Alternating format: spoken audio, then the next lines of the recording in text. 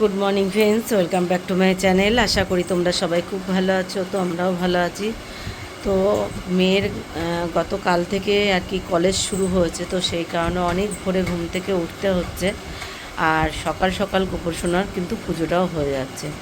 তো সকালবেলা উঠে মেয়ের জন্য খাবার করে স্নান করে চলে আসলাম ঠাকুরঘরে এসে কী কী দিয়ে সেবা দিয়েছি তো তোমাদের সাথে সেটা তো শেয়ার করলাম। আর তার সাথে সাথে রামজিরও পুজো করা হয়ে গেছে, কেননা আজ হচ্ছে মঙ্গলবার। তো রামজিরও পুজো হয়ে গেছে, সকালের পুজোটা আমার কমপ্লিট হয়ে গেছে। তো এবার আর কি একটু কিছুক্ষণ রেস্ট নেবো। তো ঠাকুরঘরের লাইটগুলো সব অফ করে দিয়েছি।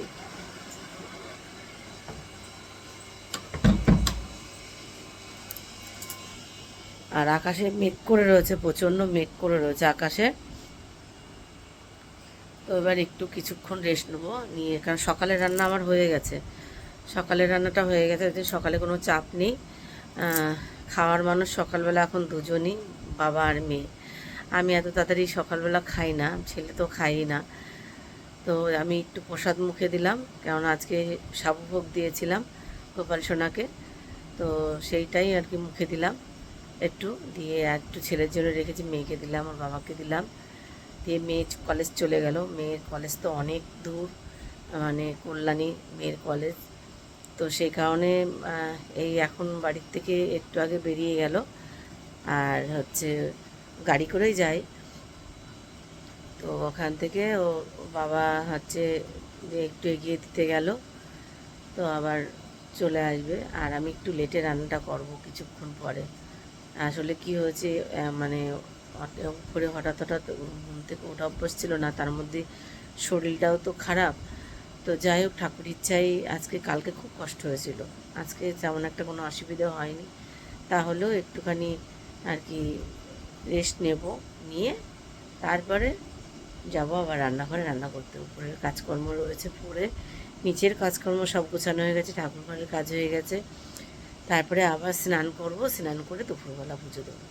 তো সারাদিনের ব্লগটা দেখো, আশা করি ভালো লাগবে। চেষ্টা করি সবসময় তোমাদের ভালো লাগানোর চেষ্টা করি। আমি যতটুকু করি সব কিছু করা দেখানো সম্ভব হয়ে ওঠে না, তার মানে অনেকটা বড় ব্লগ হয়ে যাবে, তাহলে প্রত্যেকটা জিনিস দেখানো সম্ভব হয়ে ওঠে না। অনেক সময় ক্যামেরাও ধরার একটা ব্যাপার থাকে, আমি ধরার টাইম পাই না।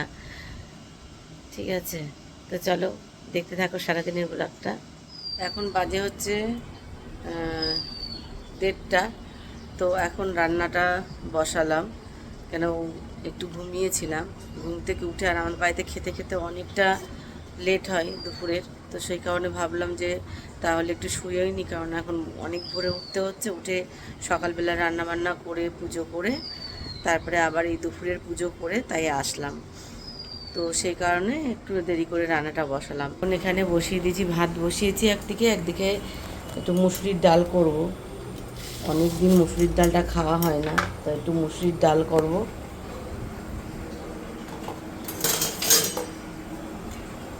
আর আমার ডালের মধ্যে পছন্দের ডাল হচ্ছে মুসুরির ডাল। ব্যথা হোক যাই হোক, এই মুসুরির ডাল ছাড়া আমি অন্য কোনো ডাল সেভাবে খেতেই পারি না। তো এক বাটি ডাল বসিয়ে দিলাম, এদিকে ভাতটা বসিয়ে দিয়েছি। আর দেখি কি নিয়ে এসছে, এখানে তো কিছু নেই দেখছি, দেখি।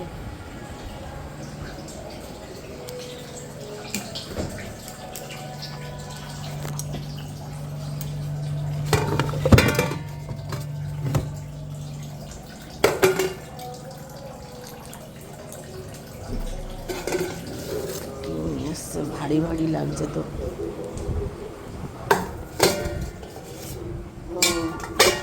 এখানে নিয়ে এসছে মুরগির মাংস, হলুদ লবণ তেল মাখিয়ে রেখে দিয়েছে।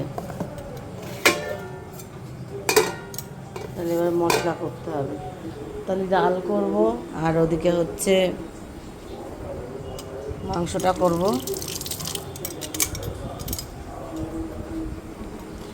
তাহলে এবার মশলাপাতি সব বানিয়ে নিই। আদা পেঁয়াজ রসুন বেটে নিয়েছি, আর এই হচ্ছে টমেটো, আর এখানে শুকনো লঙ্কা জিরে পেঁয়াজ দিয়ে একটু ভেজে নিচ্ছি। আর এদিকে আলু মানে ভেজে নিয়েছি, এবার মশলাটা দিয়ে দেবো।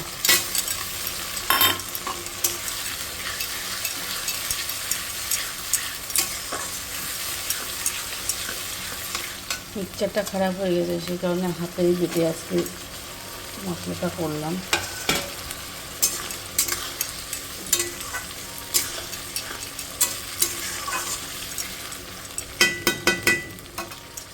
জিরে গুঁড়ো, ধনে গুঁড়ো, আর লঙ্কার গুঁড়ো আর মরিচের গুঁড়ো, এই হচ্ছে মশলা।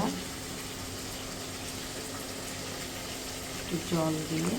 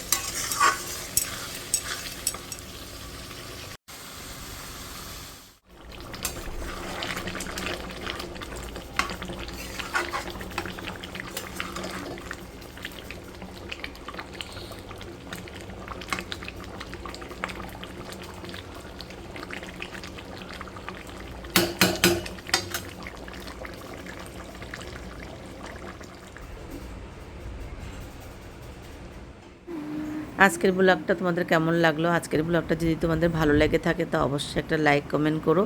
তো আজকের মতন গুড নাইট, শুভরাত্রি। সবাই ভালো থেকো, সুস্থ থেকো, আর পরিবারের সবাইকে খেয়াল রেখো, আর সবাই খুব হাসি খুশি রেখো। টাটা।